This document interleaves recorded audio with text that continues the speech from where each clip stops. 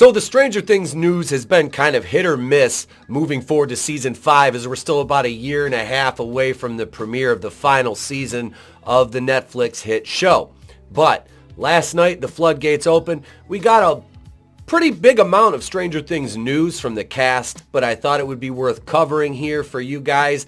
Let's talk about some of this news. I'm not going to go through every article because there's 6 of them. We're just going to cover the bullet points for you. Here we go. Steve, are those for Mr. or Mrs. Wheeler? No. Good. Hey, What the hell? Hey. Nancy isn't home. We have bigger problems than your love life. Do you still have that bat? Bat? What bat? The one with the nails. Why? I'll explain it on the way. Now? Now!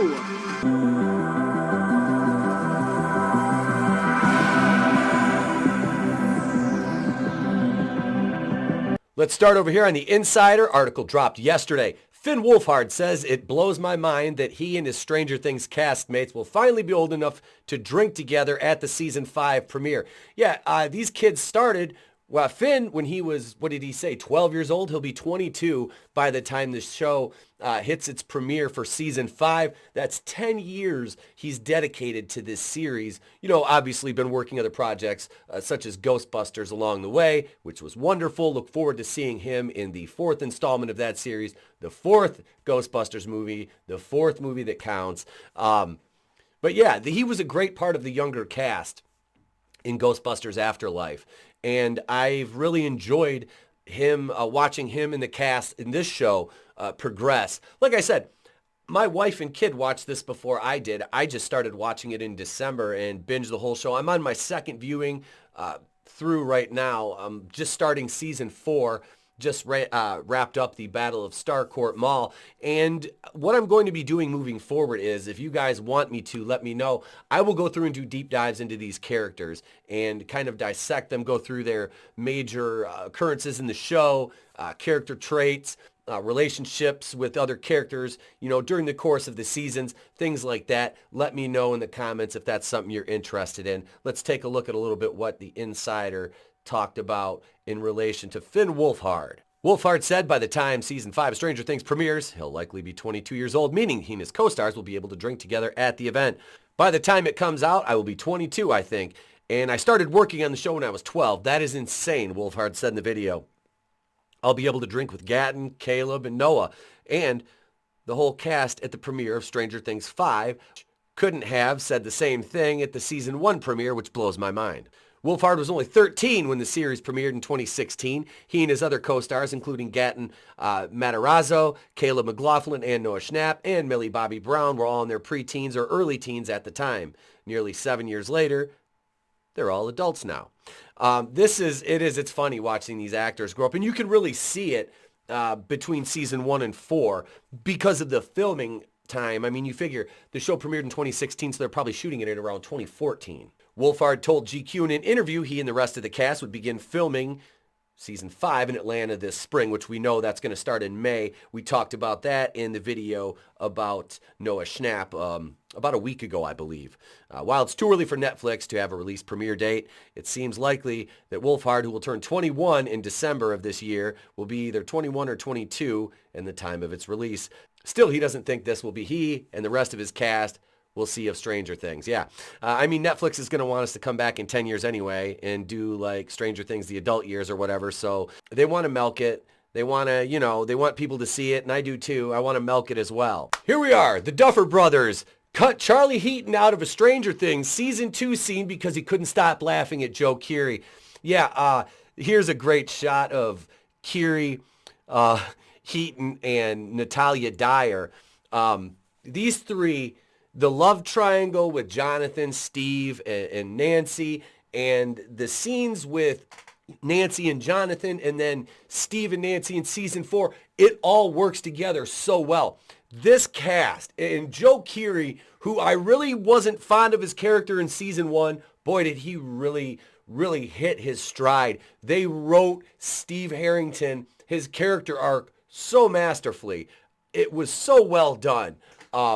I mean, that is a master class on how to redeem a character and make your audience like him when, even though everybody, it's funny too, everybody says Joe Keery has such a punchable face. I'm like, it's funny, you feel bad saying it, because he actually seems like such a nice guy. But he does. No, it's a great dynamic. I'm kind of anxious to see how they sort this love triangle out in season 5, or if it gets any time, because Jonathan really was such a non-factor in season 4 that it was almost jarring. Obviously, you had him and Argyle, but he just kind of turned into a stoner and really didn't accomplish much of anything that we'd seen from him. I mean, look at season 3. With him and Nancy at the Hawkins newspaper. They were so ambitious, so go-getter. Just a big change in his character and the motivations once they moved out to California for Jonathan. But yeah, the scene in question, we'll go down here and we'll talk about this scene. This is Finn Wolfhard was discussing it, and Wolfhard said it was in episode 8 of season 2, when the entire cast of the characters are gathered in the buyer's house and they're talking about the Mind Flayer. Dustin is trying to explain that the Mind Flayer wants to conquer humans and believes it's the master race, which should now raise some eyebrows among fans with season 4's revelation that the Mind Flayer was controlled by Henry Creel or Vecna. And we'll talk about Vecna in his own video, because what a character. Like the Germans, says Steve before Dustin corrects him and says, the Nazis. This is the line that kept breaking Heaton, who plays Jonathan Byers. And this is the line right here. He was playing it so straight, and it had to be one take. And every time he would say that, Charlie would crack up, Wolfhard said. He continued on to say that the co-creators, the Duffer Brothers and actor David Arbor, got so tired of it, they just said, you know what, Charlie's just not in the scene. And they kicked him out of the scene. And we're like, what? They're like, yeah, Charlie, you got to go outside. You're laughing too hard, Wolfhard recalled. He said the funny incident was resolved by editing around Heaton. The Duffers joked that they'd say that Jonathan was just away or in the bathroom. In the cut of the episode that's streaming on Netflix, Heaton is still present in some cutaway shots, but doesn't have any more speaking lines in the scene after that line from Steve about the Germans. To conquer us, basically. You know, it believes it's the master race. Like the Germans. The Nazis? This one from Giant Freaking Robot came out a day ago exclusive. Millie Bobby Brown will be back as 11 in a new Stranger Things spinoff, which will be entirely separate from that other Stranger Things spinoff. Millie Bobby Brown has signed on for a Stranger Things spinoff series focused on her character 11. According to our trusted and proven sources, the breakout star from the Duffer Brothers hit series will return for a new series, which will be distinct from the previously announced spinoff series that will apparently have very little to do with the show. Millie Bobby Brown first came to fame as the psychokinetic 11 and must feel some attachment to the character. But it does seem a bit surprising that she will continue with the character after she seems to be expanding past it. It says Stranger Things is currently in production for its 5th and final season, which they've been writing it. They haven't. I know they have episode 1 written.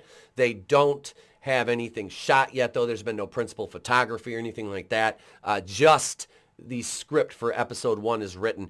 And the Duffer Brothers did say that they were going to bring back a lot of ideas that they had for season 2 that didn't get used, which really good because season 2 was a great season.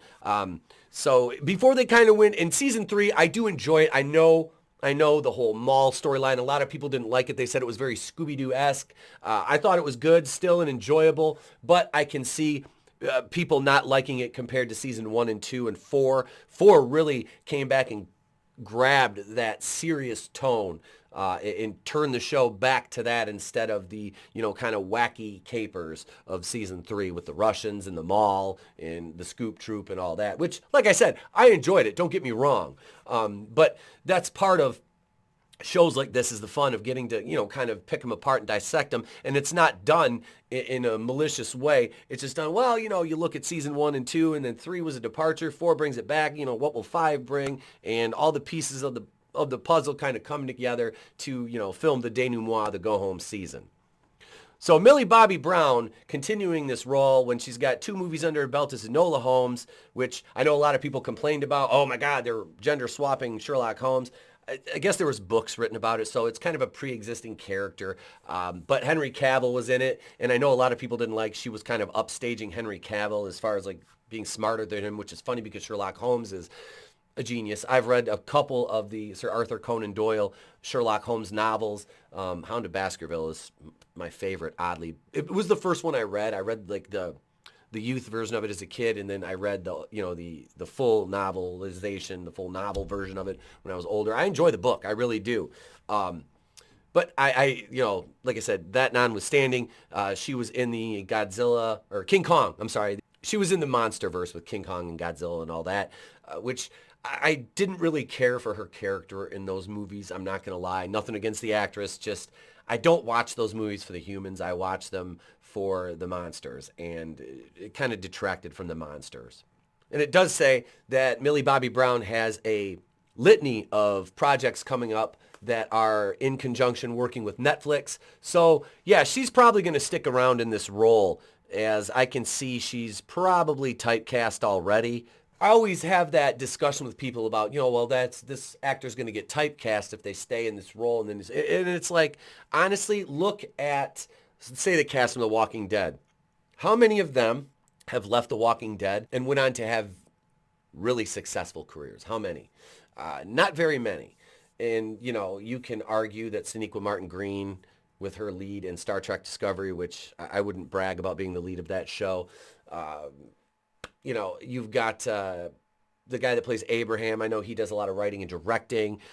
He did go on to work behind the camera on The Walking Dead. And best of wishes to Millie Bobby Brown. Although, I'm not going to complain if we see an 11 spin-off show, just as long as it doesn't center on her going back and finding her sister and the other people she was working with in Chicago, because that I can see why that episode is universally panned as the worst in the series. I've seen it twice, and it's terrible. It was all I could do to sit through it without fast forwarding. I'm like, no, just sit through it, do your due diligence, and watch it. And I did not enjoy it at all. Sister. Sister. Here we are over on people.com for our fourth article, and we're talking Finn Wolfhard says he's really proud of Stranger Things co-star Noah Schnapp for coming out as gay. And hey, if it makes this young man feel more comfortable in his own skin, absolutely. There's nothing wrong with this. I have no issue, take no issue with this whatsoever, nor should I. You could see the character in the show was leaning towards that way.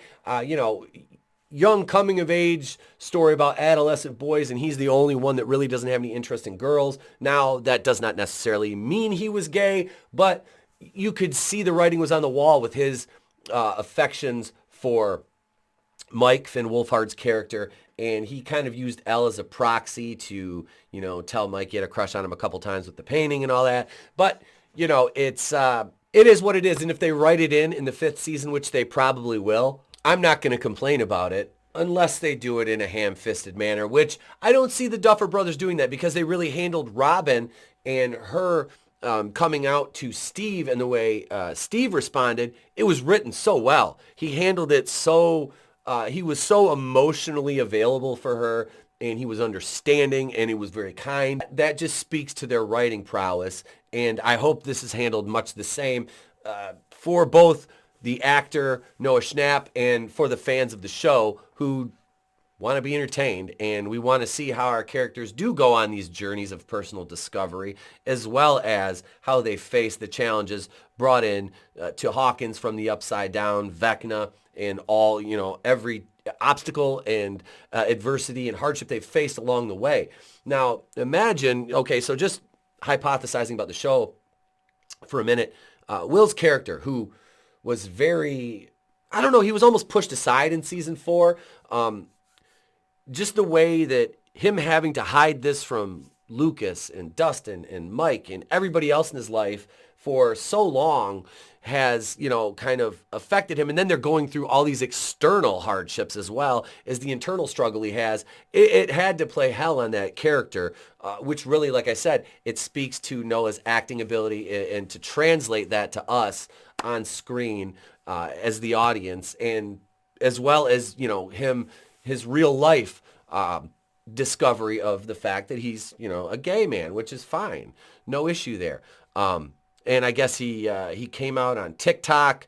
Good for you, Noah. You're able to be yourself, and that's a wonderful thing. So Yeah, that's about all on this article right here. We're over here on Start Facts. We had an article from this website we covered about a week and a half, maybe 2 weeks ago. It says, Goodbye 11, hello emotional trauma, Stranger Things 5 theory suggests a grim ending. And of course, that would mean the death of 11, which directly contradicts the fact that they're going to make an 11 spin-off show, which you can't really make a prequel with the way that these actors are aging now.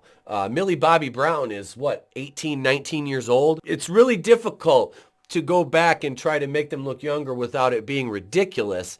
We're talking some 90210 level here, 40-year-olds playing freshmen in high school, which I thought was funny because they literally just did that on that 90s show with Brian Austin Green coming in to play David from 90210.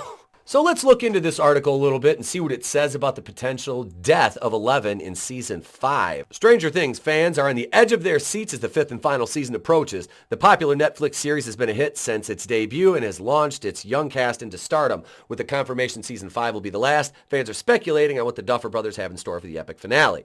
One theory is making the rounds on Reddit and TikTok is a disheartening one that predicts a rather tragic ending for 11. According to the fan theory, 11 will have to sacrifice herself in order to save Hawkins and her friends from Vecna, which is, come to think of it, a very real possibility. In order to close the opening to the Upside Down from the inside, 11 will have to manipulate time and rewind it to the day it all began.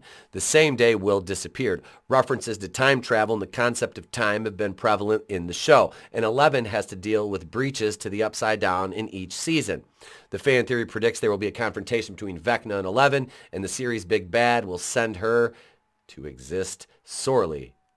I think that's supposed to be solely in the Upside Down, just as she did to him. 11 will manipulate time and send Will back to the day he disappeared, to the scene where everyone is playing Dungeons and Dragons.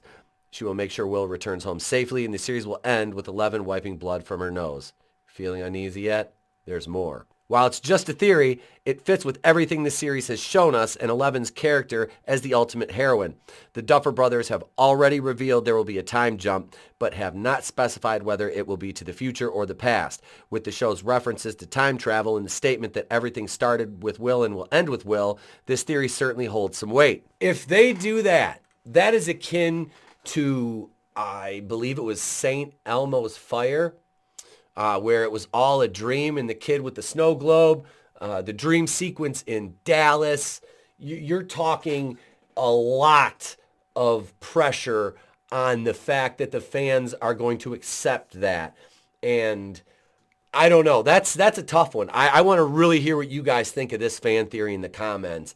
While it's a little bit captivating, it's also a bit off-putting at the time, which would mean every sacrifice that they've made along the way has basically just been erased like that. So I don't know. What do you guys think of that one? I can't say that I'm a fan of that in all honesty. Maybe it'll grow on me, but I'm really interested to see how that plays out. I kind of hope that's not the way it ends. And lastly today, Finn Wolfhard says he started having panic attacks as a teenager on Stranger Things, but didn't talk about anything because it didn't feel like there was time. Finn Wolfhard said he started to experience panic attacks when he was a teenager, including at times on the set of Stranger Things. He said this in the interview with GQ. He experienced them starting when he was 15 or 16. Early on in Stranger Things, which premiered in 2016 when Wolfhard was 13, the actor said he did not talk about anything because I was just having this crazy whirlwind career, so there was no time. Or at least we didn't feel there was time.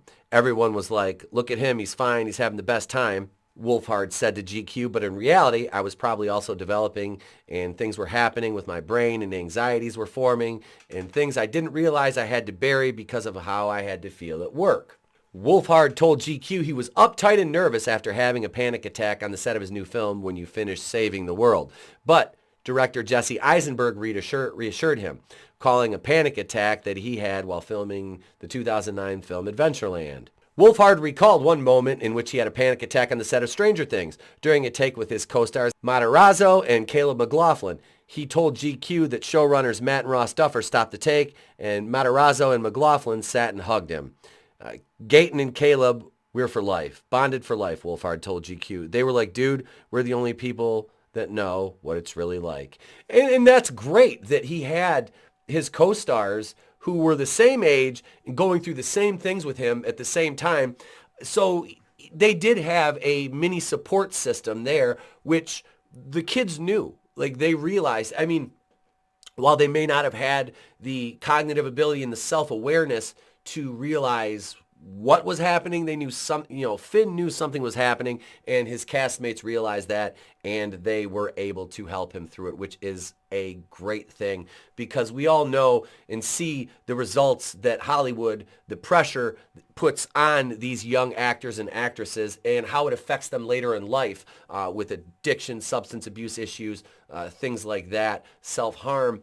It's a very trying profession, and I know we make fun of actors, and I want to say that, you know, as a parent, I do feel for the kids that are their parents put them through this, because you know their parents pushed them into this, okay? And a lot of it is the parents trying to live vicariously through the kids because maybe their career failed or stalled out at a certain point. But, you know, you don't want to put your kids in perilous mental or physical situations that are going to impede their development and growth. And I'm glad Finn Wolfhard has seemingly grown past that. And I look forward to season 5, but you know what? Let's take this thing home.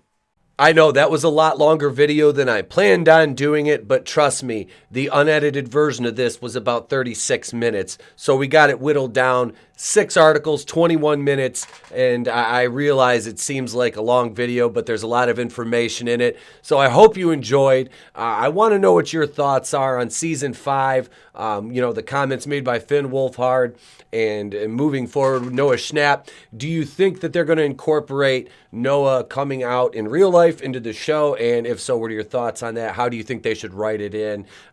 No judgment at all, ladies and gentlemen. I enjoy this show. I enjoy the characters, and I think it's extremely well written and acted, executed. Everything about this show is great. There's been a few hangups. Like I said, season 3 got a bit Scooby-Doo-ish, but you know what? It was still fun and enjoyable. Vecna in season 4 was phenomenal. Such a Freddy Krueger vibe. Really leaning into that 80s horror, and it hits all the right beats for me, being an 80s horror just fanatic. So leave them in the comment. Leave your thoughts in the comments. Let me know what you think. If today's the day, I've earned it. And even if I haven't, just subscribe anyway so you know when we upload a new Stranger Things video, because we've got character studies coming. We've got a long time in between season 4 and 5, so I'm going to be doing some deep dives into these characters in the upcoming months. So if you have any requests on who should go first, let me know. Subscribe, ding the bell. You can join as a channel member, do all the things. I'm Tepo Kuian of The Place to Be Reviews. I've been here with all these. If I don't see you, have a great day, a pleasant tomorrow, and I'll catch you on the next one. Okay, what the hell? Self-high five.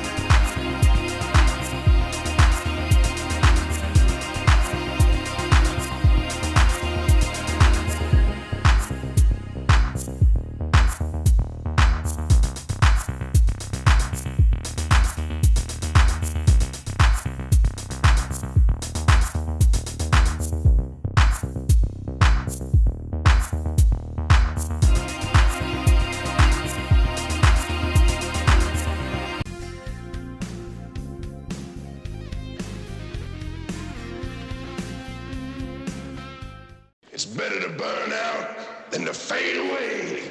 I could do this all.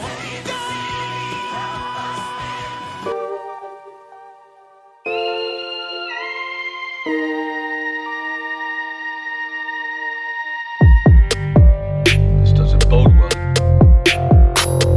You are lying. I never hit you. You are tearing me apart, Lisa.